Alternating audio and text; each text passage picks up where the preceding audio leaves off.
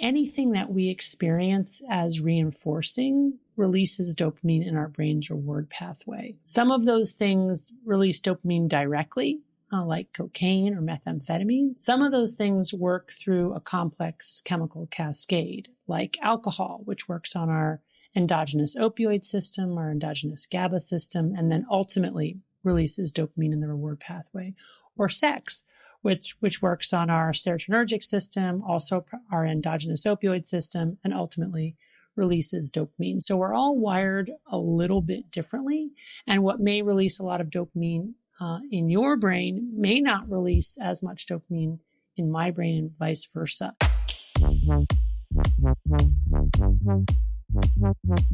Happy New Year and welcome to the 2025 season of the Psychology Podcast. I'm Dr. Scott Barry Kaufman, host of the Psychology Podcast, where we share with you the latest science of human potential from scientists who are doing cutting-edge research that can help you self-actualize and realize the best version of yourself. To kick off our new season, it's a real pleasure to have Stanford psychiatrist and addiction expert Dr. Anna Lembke on the show. Dr. Lembke's latest book, which is the main topic of discussion for today, is called Dopamine Nation: Finding Balance in the Age of Indulgence. This book is very timely. Dopamine is a transmitter that affects our motivation, exploration, and our pleasure. While dopamine is not the pleasure molecule necessarily, it is involved in setting our expectations of reward in the future based on past experiences. This can cause all sorts of problems, especially when we are no longer receiving pleasure from engaging in something that once gave us pleasure. In this episode, we discuss the implications of Dr. Lembke's research for helping you do a dopamine reset and take control over your life and what you actually want to be rewarding. So without further ado, I bring you Dr. Anna Lembke. Hey, Dr. Lembke, welcome to the Psychology Podcast. Thank you for inviting me. I'm excited to be here. Yes, I've been looking forward to this conversation for a long time. Really excited to chat with you and really dive into this molecule that is just so fascinating and quite literally drives so much of our lives. Dopamine, of course, is what I'm referring to. Yes. I was wondering if we could just start off with you giving me the most succinct and accurate definition of what in the world dopamine is for.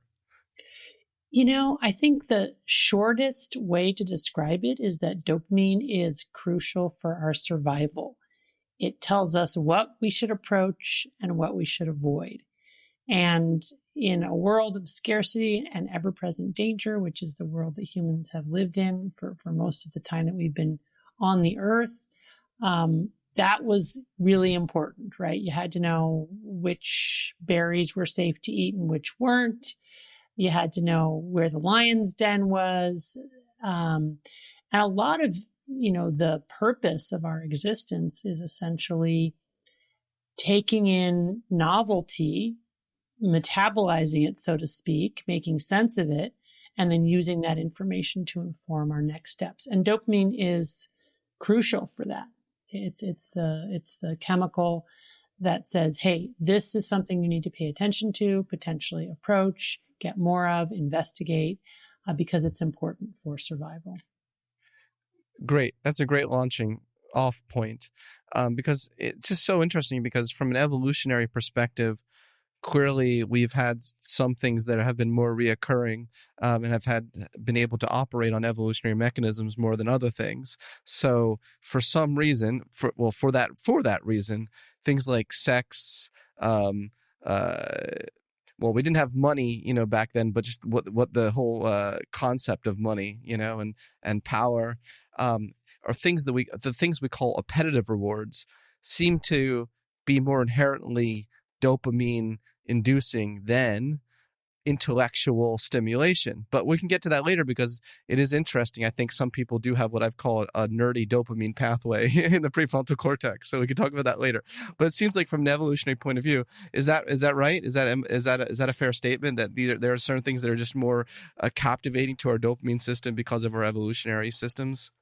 It is a great question. I think the answer is a little bit more nuanced, which is to say, that anything that we experience as reinforcing releases dopamine in our brain's reward pathway.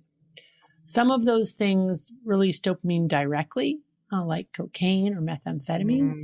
Some of those things work through a complex chemical cascade, like alcohol, which works on our endogenous opioid system, our endogenous GABA system, and then ultimately releases dopamine in the reward pathway, or sex, which works on our serotonergic system, also our endogenous opioid system, and ultimately releases dopamine. So you've got both proximal and distant levers contributing to the release and how much of dopamine in our dedicated reward pathway. And then on top of that, you have enormous inter-individual variability. So we're all wired a little bit differently. And what may release a lot of dopamine in your brain may not release as much dopamine in my brain and vice versa. And from an evolutionary perspective, that makes sense. If you have a tribe that needs to shepherd scarce resources in order to survive, you don't want everybody going for bison or everybody going for blueberries, right? You want folks to be attracted to different things so that collectively we have all the things that we need. So that's how I would think about that. In terms of you're mentioning sort of nerdy dopamine hits or intellectual rewards, we know that learning releases dopamine in the reward pathway. Yeah. And I could, it makes sense that you have some people who are wired more for learning than others. Sometimes some of us are more cerebral, some of us are more physical. So our appetites will differ based on our uniqueness. The key thing about substances and behaviors that ultimately end up addicting a lot of people are that they tend to release a whole lot of dopamine very quickly.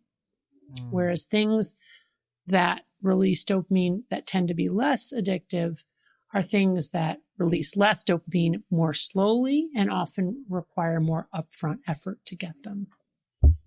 Yes, thank you for that. And I think that it's worth mentioning explicitly that there's a basic consensus in the field that dopamine is more about wanting than liking, because I think a lot of people will say, I'll see things in the media like the pleasure molecule, is characterized as that, and that's not quite right, right?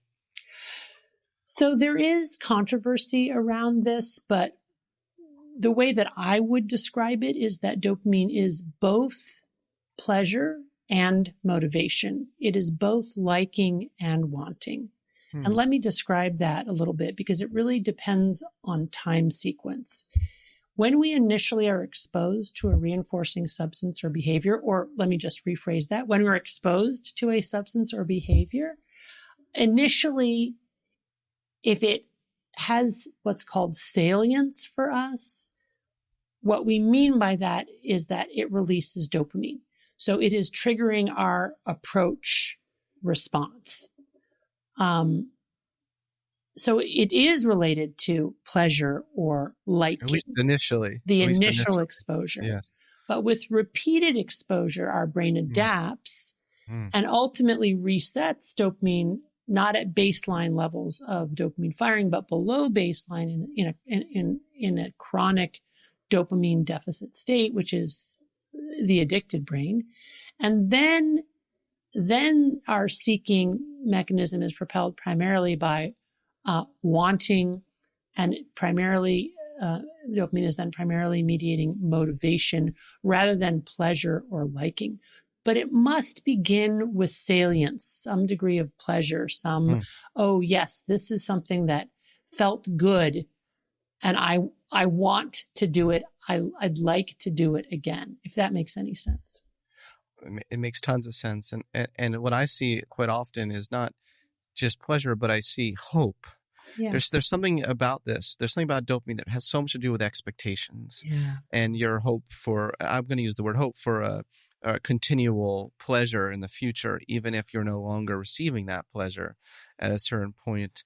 And so it's quite a paradoxical molecule, isn't it? I mean, because on the one hand, it's the thing that keeps us going. It's the thing that gets us out of bed in the morning. Yes. If we didn't have any dopamine production, as some disorders, right?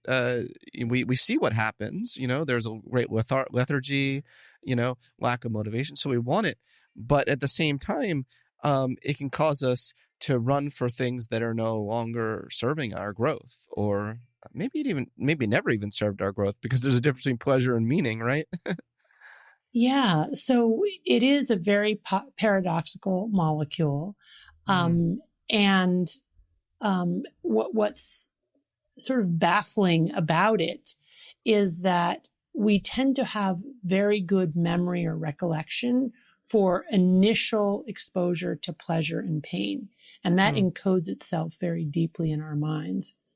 And with addictive substances, when we get that initial pleasure or we solve that initial problem, because sometimes the way in is that it's a problem solver, right? It's alleviating pain, which is directional, from a directionality perspective, the same as getting pleasure in terms of, how our brain is reading that largely. We have a very vivid memory for those initial exposures.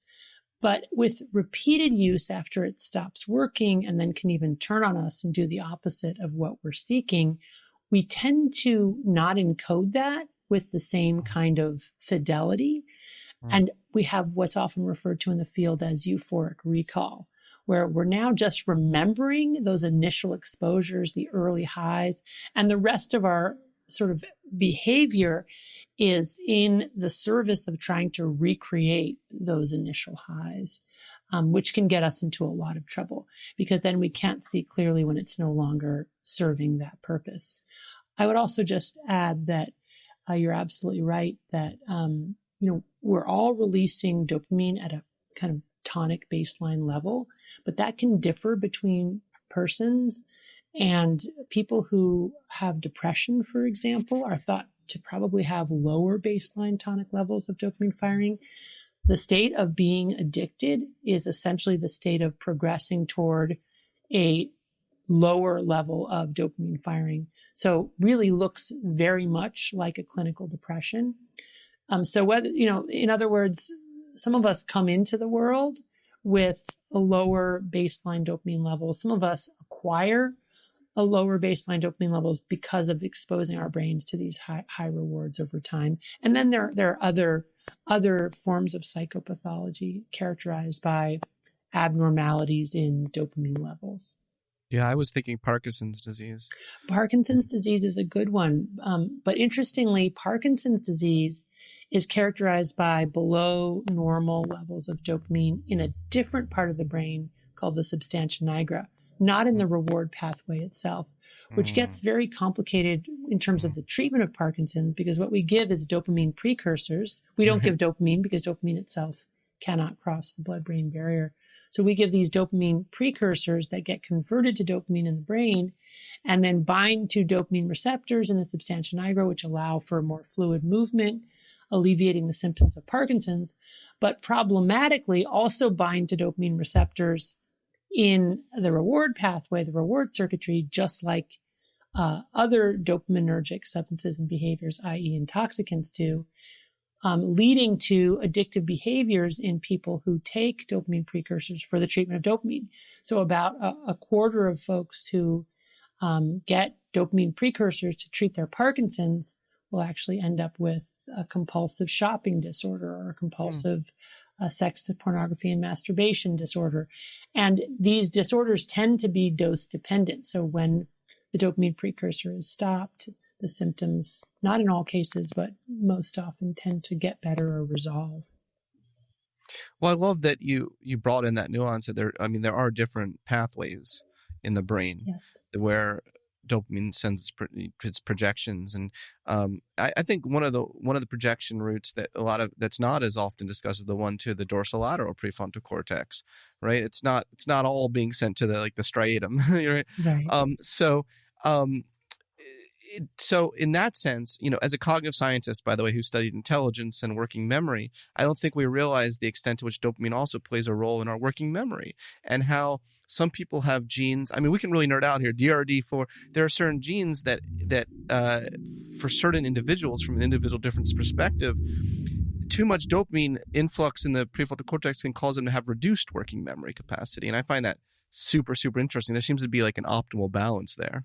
That is really interesting. I don't know much about that. Tell me more. There is, there are certain genes that encode for how much, there's going to be a natural sort of projection of dopamine to certain brain areas. But the one in our higher order cortices is like our prefrontal, our dorsal area, or prefrontal cortex. There is an interesting relationship between dopamine production and the ability to, for instance, ADHD is relevant here, right. Being able to concentrate, being able to focus, being able to hold multiple pieces of information in your cognition at once. And I only bring this up as just to explain and for just purpose of discussion that we're not just, when we talk about dopamine, it has far-reaching consequences across the brain. We're not just talking about sex and drugs. Right. Yes. Yeah. Great point. And I've been very impressed by how many questions I get about the relationship between ADHD and dopamine. I think people are very wanting knowledge about that.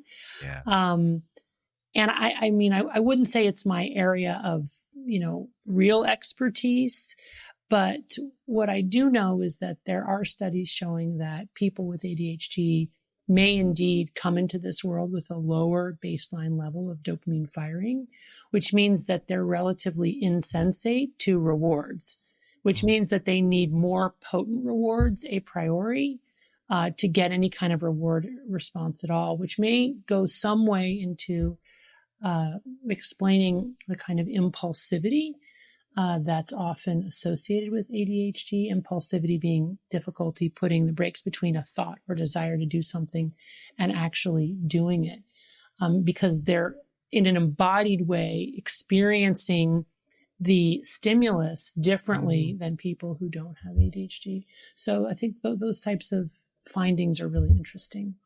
So interesting. And it seems like either extreme is not good because yes.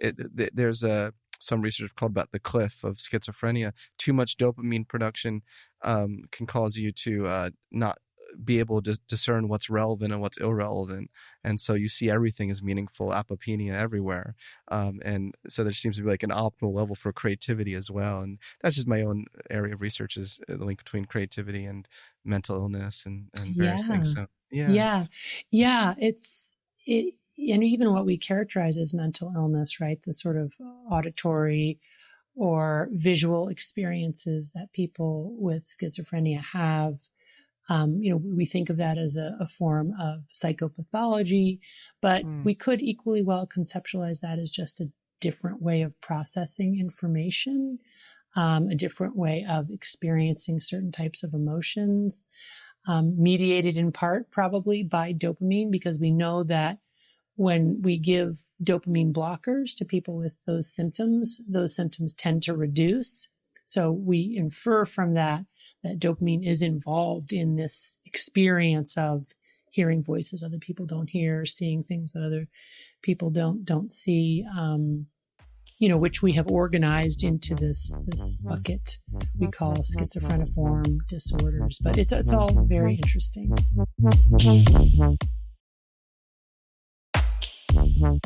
Yeah, it just shows the pervasiveness of this molecule in our lives, and far-reaching about almost every aspect of our lives. You could find it playing some role. And as your subtitle of your book notes, it's important to find balance in this age of indulgence. And your book is all about the balance. It's not about living a life of pure pleasure or living a life of pure pain. Right. It's about a little of both. There's one finding in your book that really I fell off my chair, and I can't stop thinking about it. Okay. I'm excited to hear. So it seems like peak dopamine production, peak is when you've had, this prior learning experience of pleasure, but you start to get to the point where it's about 50-50 uncertainty, whether or not it's going to be pain or pleasure.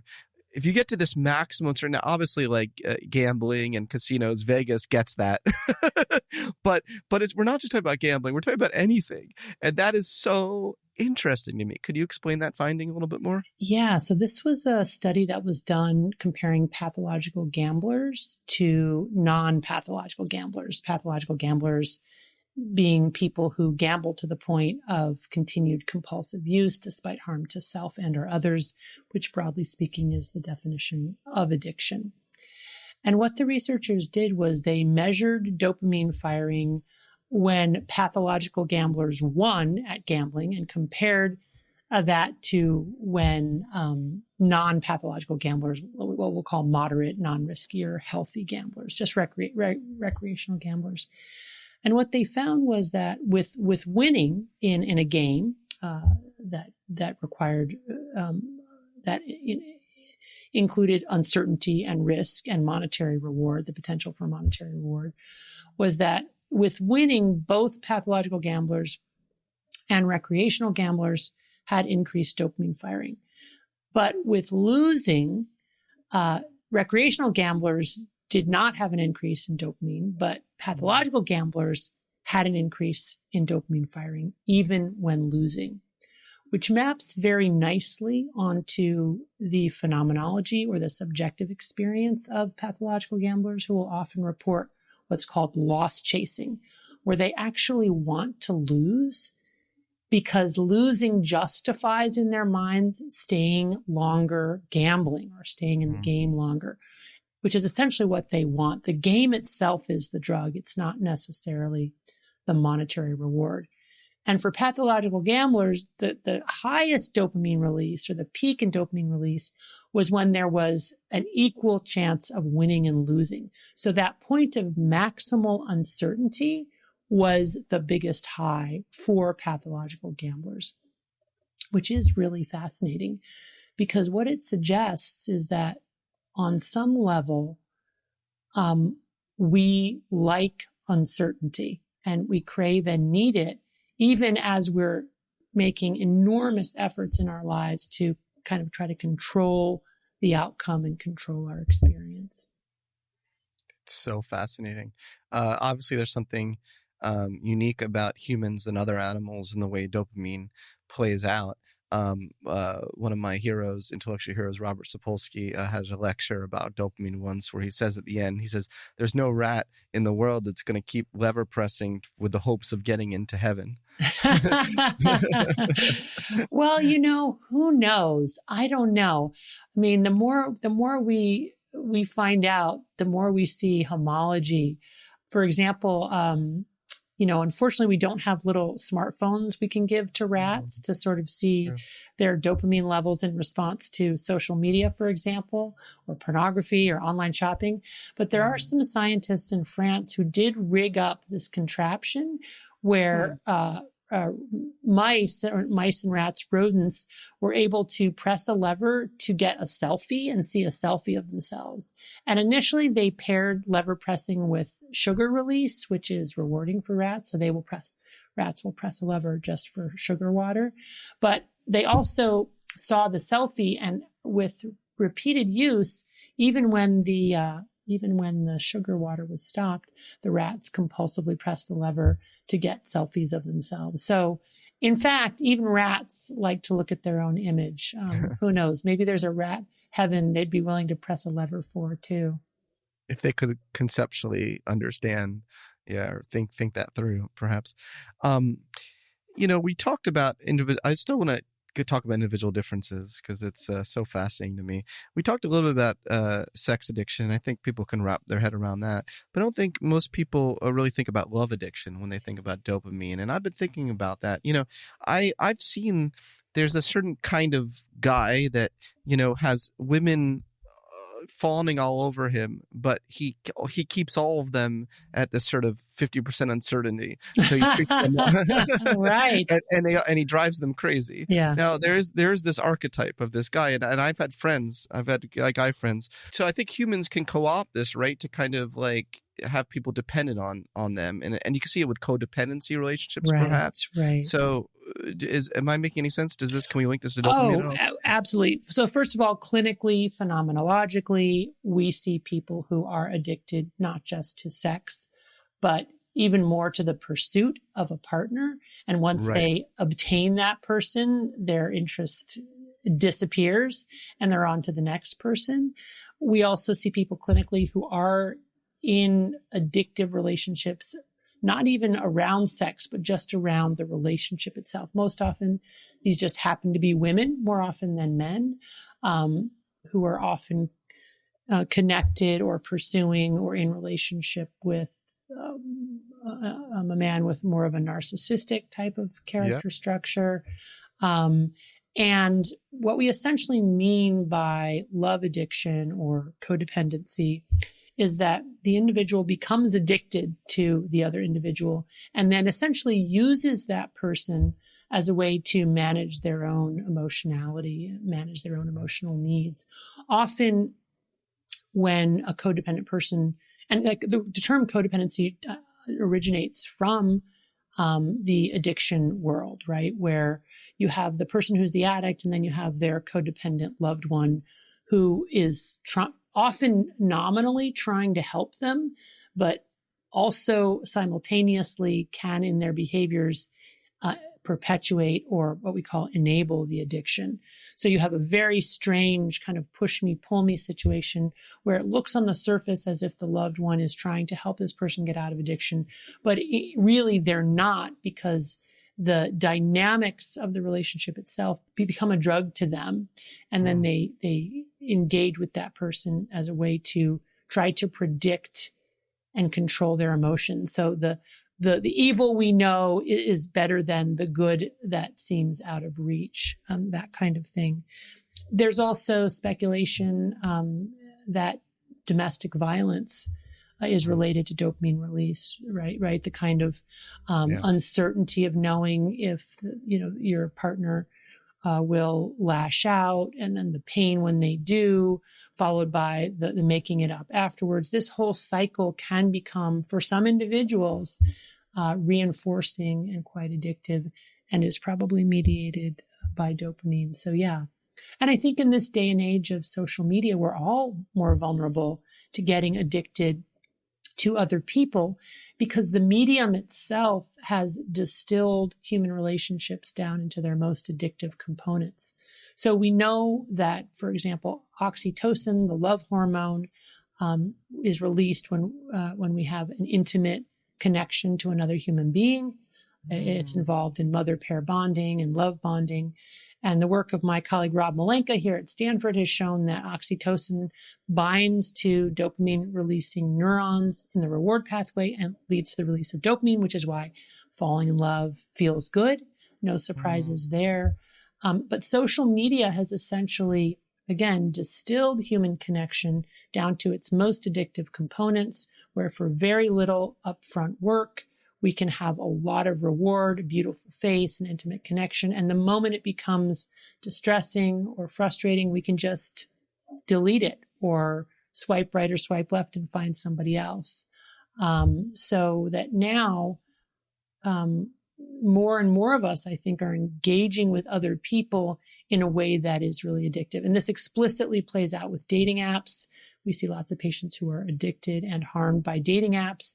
Dating apps, on some level, you could argue, are engineered to be addictive because they really don't want people to successfully match with a partner and leave the dating app. What they want people is to stay in the dating app and keep looking for other people. So there's there are ways in which the medium itself really does contribute to compulsive, addictive orientation on human relationships.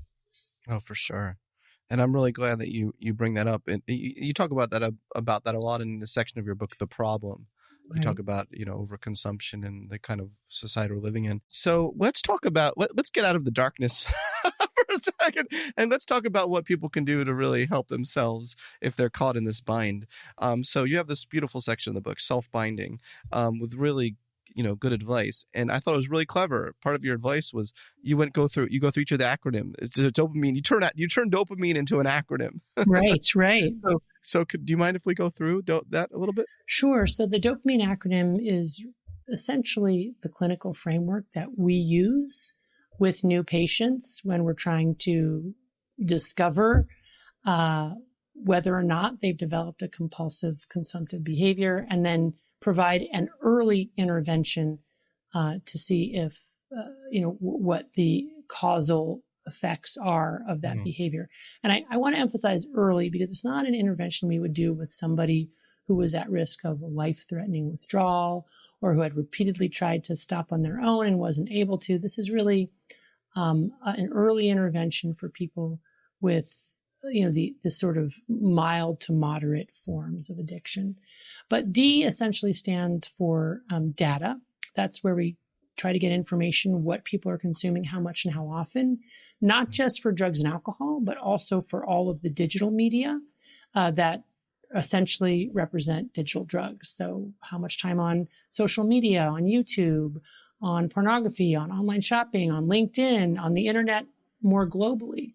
And when we discover heavy daily use, and we don't have a lot of data on what constitutes heavy necessarily for a given individual. But, you have a sort of a gestalt of like, oh gosh, this person's repeatedly staying up till 1, 2, 3 in the morning, not getting enough sleep, waking up tired, using even when they shouldn't. Those are the types of things that we're looking for. So data is a way to just get the information. What are people doing? How much and how often? O of the dopamine acronym stands for objectives. Why are they using? Broadly speaking, people use for one of two reasons: to have fun or to solve a problem. Importantly, what starts out as fun and adaptive, often with repeated use, becomes not fun and not problem solving. But we'll get to that with the next letter, which is the P, which refers to problems related to use. And this is where we just ask them to talk about what are the physical, mental, relationship, work, school, psychological, spiritual problems as a result of this behavior. And sometimes the problem is just an opportunity cost, right? The things I'm not doing because I'm spending so much time watching YouTube. So we try to lay out those things. And then the A of the dopamine acronym stands for abstinence and asceticism. Abstinence is where we ask them to do a 30-day dopamine fast from their drug of choice. So with a sex addiction, that means no orgasms with yourself or others for 30 days. Sounds like torture. Yeah. Right. Yes. It's, admittedly, especially if you've been using, let's say, masturbation as a coping strategy for emotion regulation, it's hard to imagine how you could go without. But that is the ask. We always warn people that they're going to feel worse before they feel better because they're going to be in withdrawal, but that the bad feelings, the universal symptoms of withdrawal, anxiety, irritability, insomnia, depression, and craving they peak within about 10 to 14 days, and then they tend to get better. And if people can make it the full 30 days, they find that they feel so much better, not just better than they did when they were in acute withdrawal, but actually better than they have in a really long time. And what I want to emphasize here is that actions have to come before feelings. We can't wait until people feel like giving up their drug of choice. And I use the term drug very broadly to encompass behaviors. If we wait for that, the day will never come. We have to have them experience in an embodied way a difference in their lives to be able to then form cognitions and emotions based on this lived experience that will allow them to make better choices in the future. So really, really important to emphasize that. And I think especially in mental health, where, in many instances, we appropriately spend a lot of time asking people about their feelings, their motivation, their thoughts, but don't necessarily move them to action. We're waiting for them to be motivated for action. And sometimes you just have to say, you know what, that's not going to come. You just have to, try to change this behavior, and then the feelings will follow. And the A also stands for asceticism, which is this idea of doing something more painful than the pain of withdrawal as a way to speed up the process of resetting reward pathways. Because we know, for example, that exercise is immediately toxic to cells, but we also know exercise is good for us and makes us feel good. Why is that? Because the body senses injury, and then in response to that micro injury, upregulates feel-good neurotransmitters like dopamine. And then those dopamine levels will stay elevated even hours after we stop exercise before coming back down to baseline levels without going into that dopamine deficit state that sets up the craving, which is why most of us don't crave exercise the next day. We have to remind ourselves, oh, wait, I feel better after exercise. So the asceticism is leaning into right-sized pain in order to upregulate dopamine levels.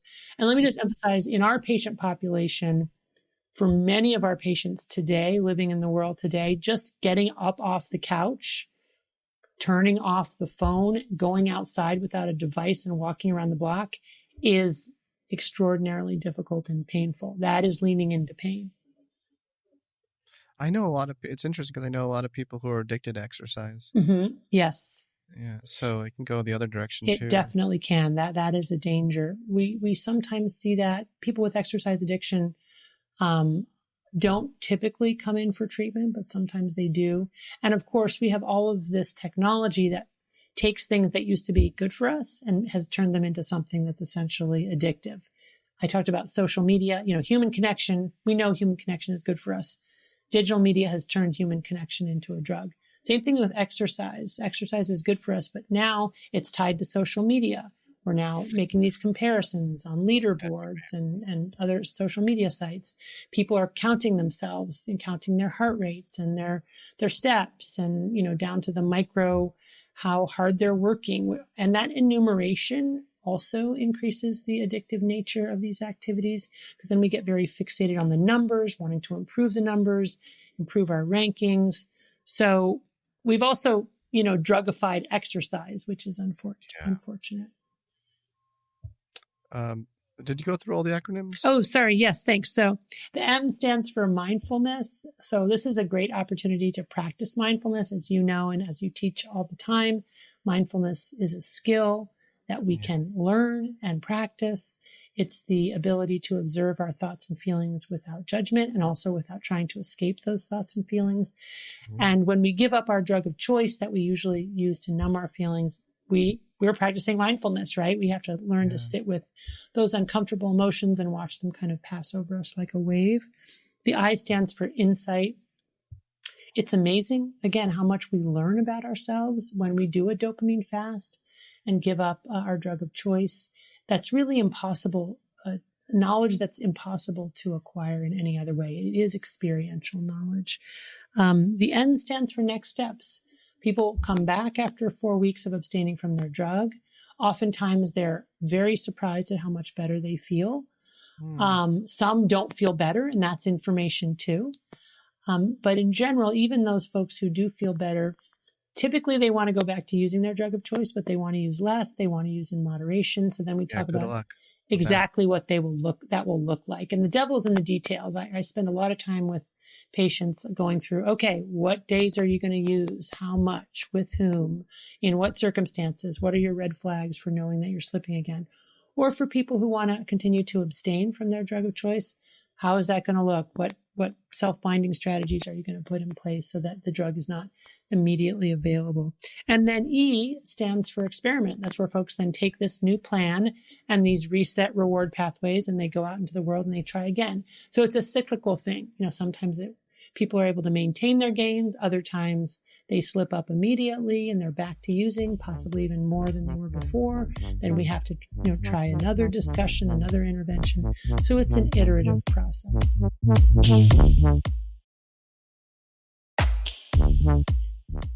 Thank you for going through that. You have so much experience with patients, on the front lines, dealing with people I'm sure you've seen it all, just when I think I've seen it all, I see something new, because also the drugs are always changing. But yes, I have seen a lot. Well, I mean, even in your book, you bring up examples that I've never heard of before. Someone who got off on electrical currents or something like that. Right. So it's so interesting the way dopamine can kind of manifests itself in modern day humans, in a whole variety of different things. And one thing that I'm not sure I fully understand yet as a psychologist is what the threshold is for addiction, what counts as addiction and what counts as just dopamine coursing through your system. And there's such heated debates. I go to, psychological conferences where some people are adamant there's no such thing as sex addiction. There's a whole group of sex therapists who are well respected, who really believe there's no, that it's just a compulsion. But then I'm getting all confused. I'm like, then what's the difference between a compulsion and an addiction? I mean, I'm a psychologist, 20 years of experience. I still don't fully wrap my head around all these distinctions. Can you help us shed some light on some of these distinctions for me? Sure. So first, it's important to establish that there's no blood test or brain scan to diagnose addiction. It's based on phenomenology or patterns of behavior that repeat themselves across individuals, time periods, geographic locations. Inherent in the definition of addiction is the continued compulsive use of a substance or behavior despite harm to self and or others, often constituted by the 3 C's as well as tolerance and withdrawal. So the first C is control or out of control use, repeatedly planning to use a certain amount and repeatedly going over that.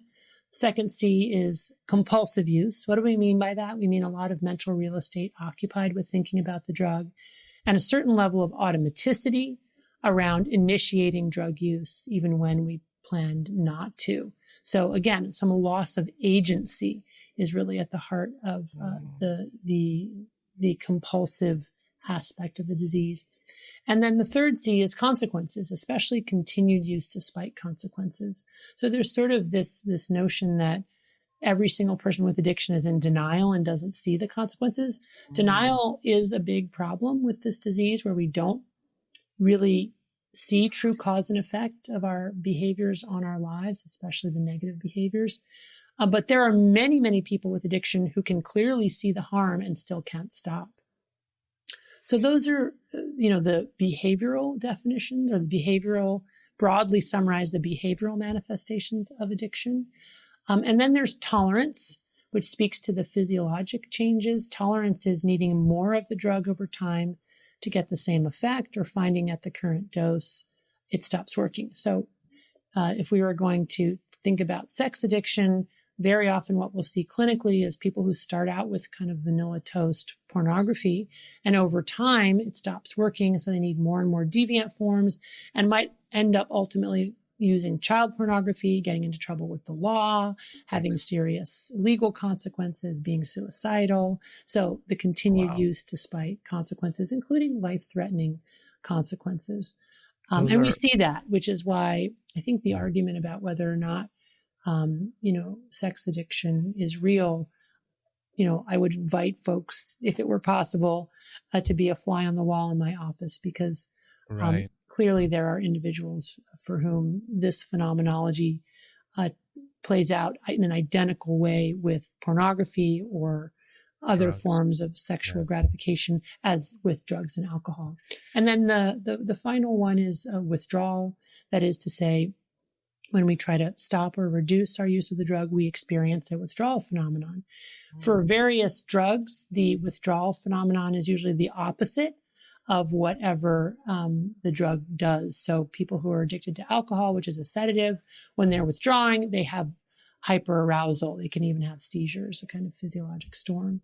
People who are addicted to stimulants, like cocaine, their withdrawal will be characterized by extreme sedation and depression, the opposite. Again, the universal symptoms of withdrawal from any addictive substance are anxiety, irritability, insomnia, depression, and craving. And for behavioral addictions, we see those psychiatric symptoms, but we also often see physical signs of withdrawal. So getting back to sex addiction, I have lots of patients who, when they give up pornography and masturbation for a month or try to, they will have extreme debilitating fatigue, extreme insomnia. They will have headaches. Sometimes they will have nausea. They will have hyperventilation. So it can be, the mind and body are so connected. Of course, it's going to be physical. So that's how you diagnose it. At the end of the day, sitting around sort of splitting hairs, is this OCD? Is this an eating disorder? Is this an addictive disorder? How's that helping people?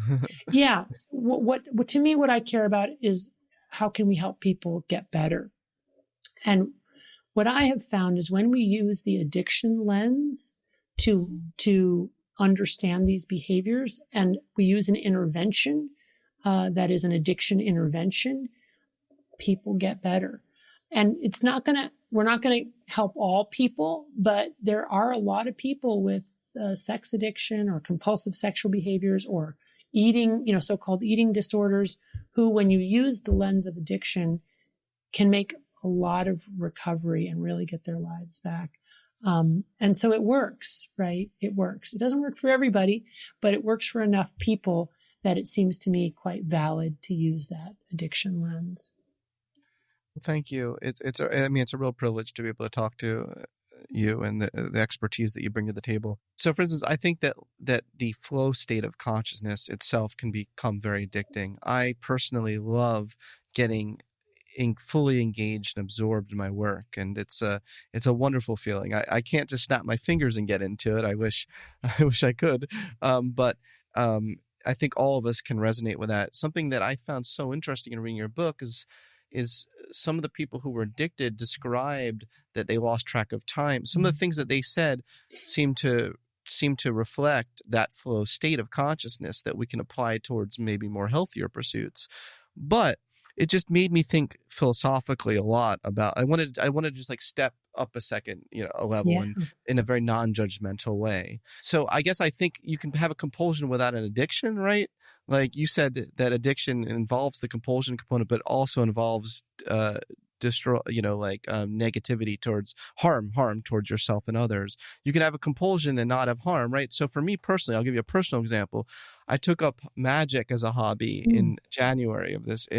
For the past year, I've become, I'll use the word obsessed with mentalism, and I've been spending way too much money on magic tricks, and I can't stop thinking about it now. And every day I wake up and I look forward to the day. I look forward to like mastering a new trick, So I'm like, okay, well, I think maybe I'm addicted to magic at this point, but it's not really, it's causing some harm with money issues, but that aside, it's not like ruining my life, and it's bringing people joy.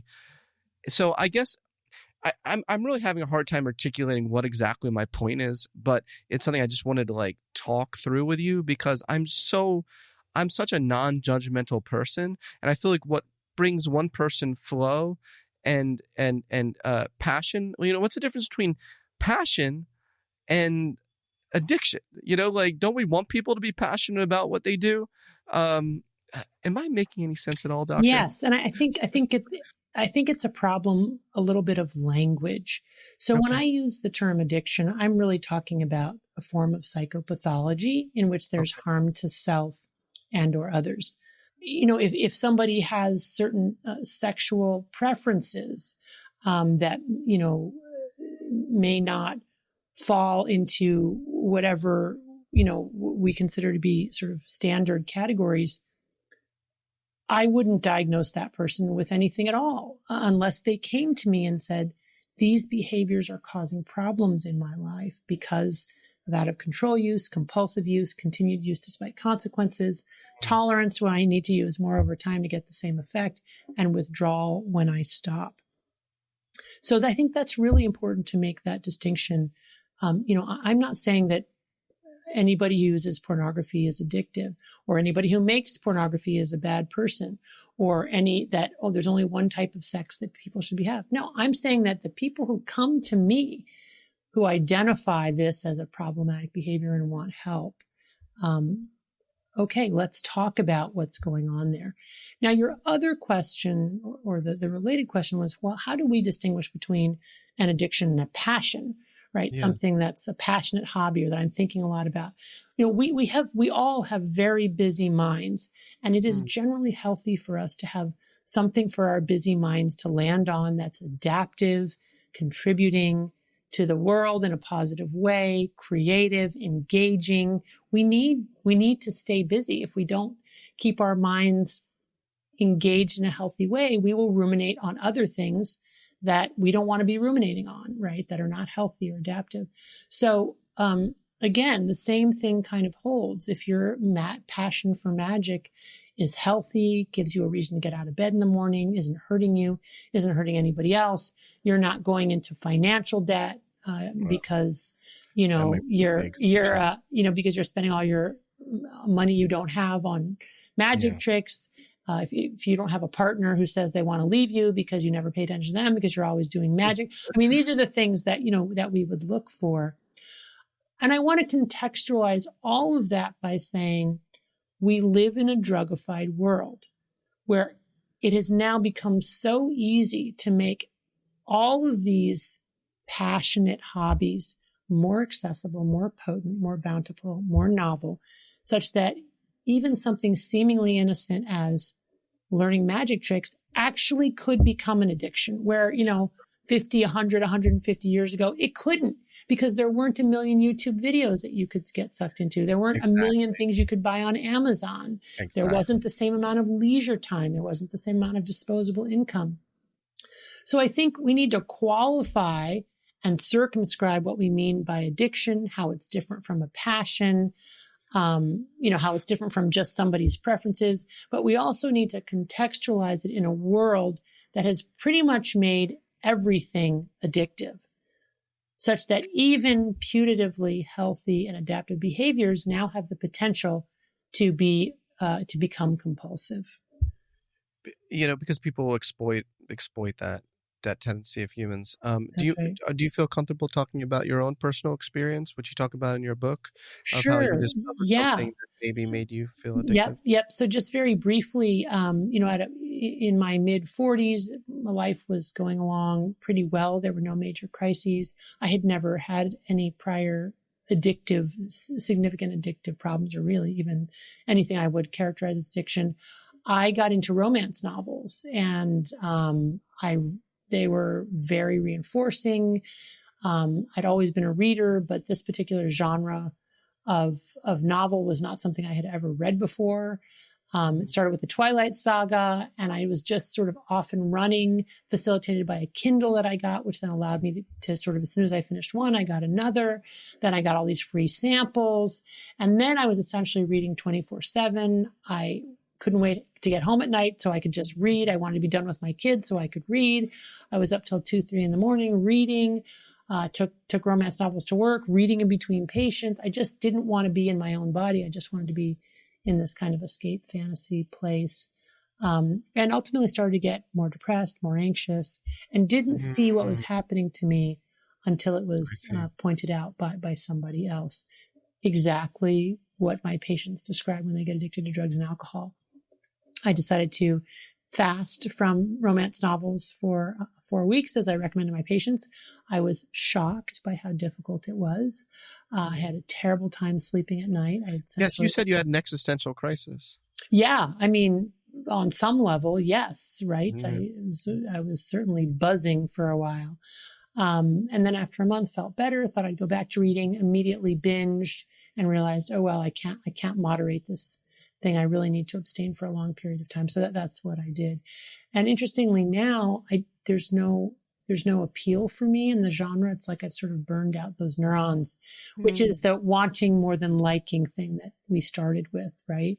Where you get to a point where you've kind of, in a way, you've exposed your brain to your drug of choice for so long that there's no possibility of pleasure there anymore. Even though I'm still drawn to them. Like I see them and I want to read them, but then I begin to read them and I don't experience pleasure from them. It's like I've changed my reward threshold for romance novels, and they probably will never be pleasurable again, which is sad, right? It's a grief reaction. And that's a lot of what people addicted to drugs and alcohol feel, knowing they have to give up their drug, on some level wanting to, but on the other level feeling a real kind of grief reaction to having to do that. You just made me think of Clockwork Orange.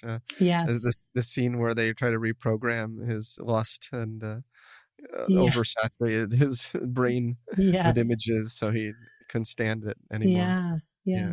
So you talk, about other things that really are helpful to people, like radical honesty and pro-social shame. And also you say that pain is not necessarily bad. We can have a good balance between pain and pleasure. I think a lot of people who responsibly practice BDSM, enjoy pain, but do it in a responsible, healthy way. Yeah. As you can tell, I'm very open-minded and non-judgmental about people if they do things in consensual, healthy ways, you know? Yes. And so people I think this point of your book is people need to find in their own way the best, healthiest balance. Yes, I agree. Pain and pleasure. I agree. I do agree. Yep. And I think it's important to come as a healthcare provider, mental health care provider, to become with a non-judgmental stance. And I try to do that too. Yeah, I love it. You say, and I'll end this interview today, you say, because I love it, what if instead of seeking oblivion by escaping from the world, we turn toward it? What if instead of leaving the world behind, we immerse ourselves in it? I urge you to find a way to immerse yourself full in the life that you've been given, to stop running from whatever you're trying to escape, and instead to stop and turn and face whatever it is. Then I dare you to walk toward it. In this way, the world may reveal itself to you as something magical and awe-inspiring that does not require escape. Instead, the world may become something worth paying attention to. Dr. Lembke, it's such an honor to talk to you today, and thank you for all the work you've done to really heal and help people rediscover or discover maybe for the first time the meaning and all that exists in the world. Oh, thank you. That's such a nice thing to say. I appreciate it.